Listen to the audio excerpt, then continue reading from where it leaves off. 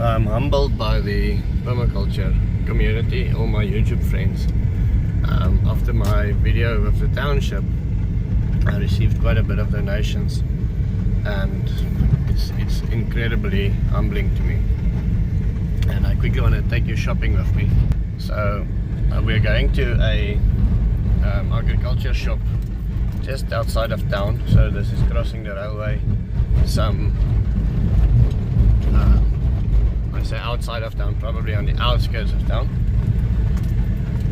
They found 5 packs of what do you call those things? Cowpeas for me. I couldn't find any seed to plant other than maize. They found 5 packs of cowpeas for me that they had to bring in, but they put them on the shelf, so I hope they are still there today. They arrived yesterday. So I don't know if the sound is okay. The road is rather rough. Maybe I should drive a little bit slower. After being with Emmanuel and so on, we've been thinking on how to do this more effectively. Now, my main thing about spreading permaculture into Africa is that they, not to sound strange, but to make it seems like it is their idea. They need to want to have it. In other words, I don't want to force somebody to build a garden. I don't want to pay somebody to build a garden in their own home anymore. I did that in the past and it was a terrible idea, as they become very entitled.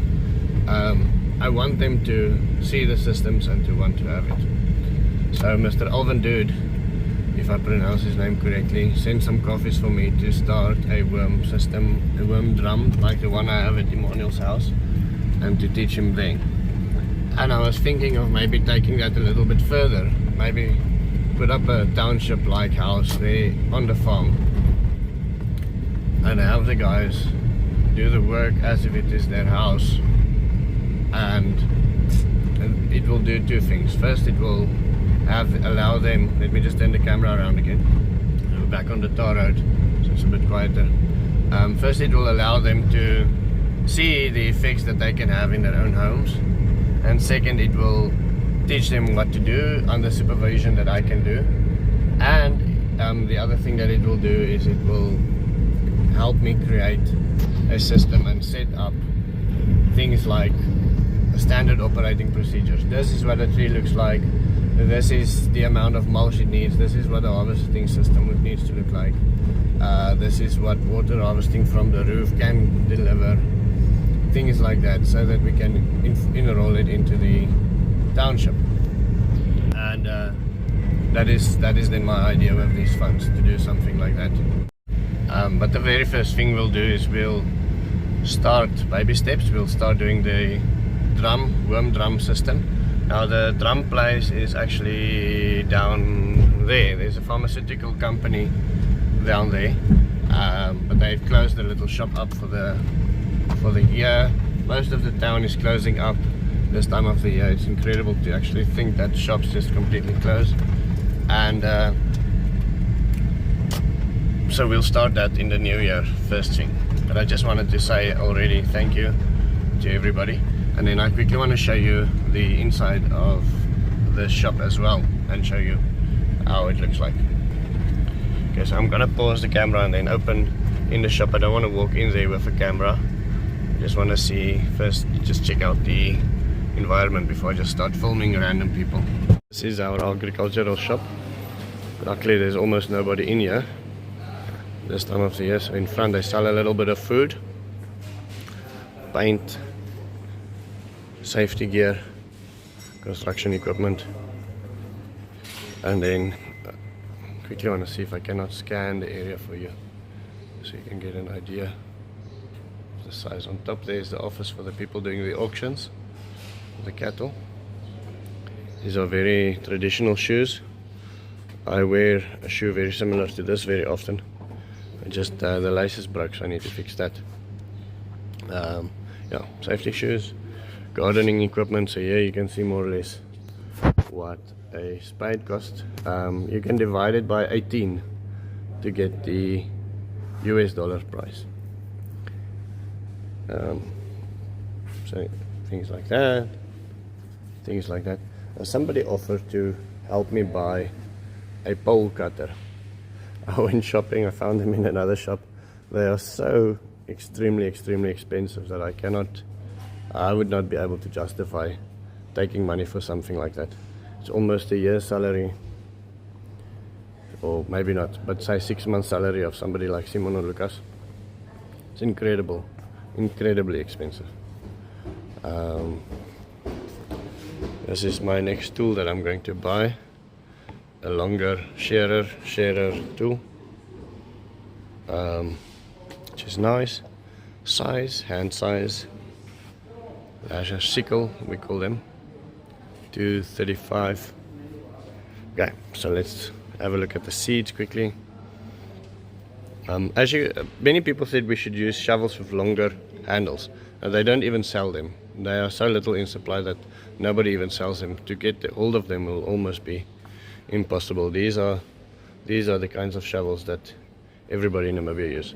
Okay, so these people have got quite a nice bunch of vegetables for sale. Everything from watermelon seed to squashes, onions, beetroots. There's a lawn. Not a lot of people plant lawn here because only the rich people, you can almost say, simply because water is expensive. Some flowers, and then onions. And so a pack like this would be about, let me just quickly say, about $2 for a packet of seeds. Corn. Okay, if you want to buy anything bigger, this is what they have. You have a choice between corn and corn. Different sizes of corn. And then this is Lucerne, alfalfa. Lucerne Aurora treated, and this is Lucerne Aurora not treated. Now these are the 5 packets of cowpeas. Actually 1, 2, 3, 4, 5, 6 packets of cowpeas that I'm buying with the help of people now. I am leaving hopefully tomorrow, the day after tomorrow, but the guys will be planting them all over the farm. Also want to show you this quickly. This is what a permaculture friend sent to me from the Kalahari desert. This is the plant material mixed with seed pods and so on. Inside there I found just some seeds that he already separated, but this is some plant material that I can separate. Now this is called kougoed, or directly translated chew things. It's fantastic for relieving hunger pains, and recently it's attracted a lot of attention for managing depression and lifting your mood and things like that. So there is a company in Namibia planting them and encapsulating them and selling them, and I think it might be quite a nice ground cover for us to plant. It's a small plant. I'll put some pictures up. Use it as a ground cover. It's drought tolerant, obviously, because it comes from the desert, and then it's also, I think, very marketable. So something that can turn the food forest profitable. The Christmas rush is happening here in Otjiwarongo. People are driving, all of the Wambus are driving to the north. Junius,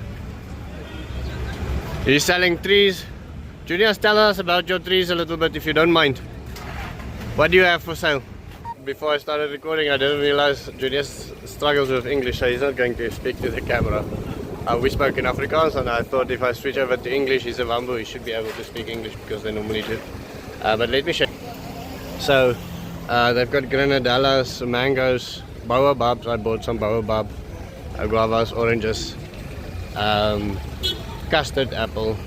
We didn't have enough cash for more, but there's some custard apple. So this is what I bought. This is a sour soup, custard apple, elephant ear for my wife, baobab for me, and then an orange. Now I think the citrus will do very well. The baobab, I'm not sure. The custard apple, I'm not sure, but I'm going to take a risk on it. I want to do some strange things and see if it works. So I'm going to take them home now. Very happy with what's happening today, and as you can see, the drops are starting to fall, so we might still get some rain. So once again, just wanted to thank everybody. We found a culprit steenbok in the food forest. We decided to move our planting efforts to the food forest first. For now, there's a lot of hardpan ground still here, and I think those ground covers would do wonders. In the friendly forest, there's a lot of water running in there. There's a lot of water running here. So I just wanted to break some up. These we did try in the past. We did try the previous method, shallower planting pits. Let me see if I see some remnants of that quickly. So it was these things here. You can just see here is a cowpea. Over here there is a cowpea sticking its head out here. You can see this one is much better because the pit is a little bit deeper. So I believe that if we have these deeper pits, then we will actually get a much higher survival rate. So we'll be planting everything that you see here over the next 5 days. This is the only thing that Lucas needs to do. Make sure everything's got water and plant. Elephant grass is doing wonderfully. But thank you for subscribing, and that is the end of my story. I will see you tomorrow. Have a wonderful day.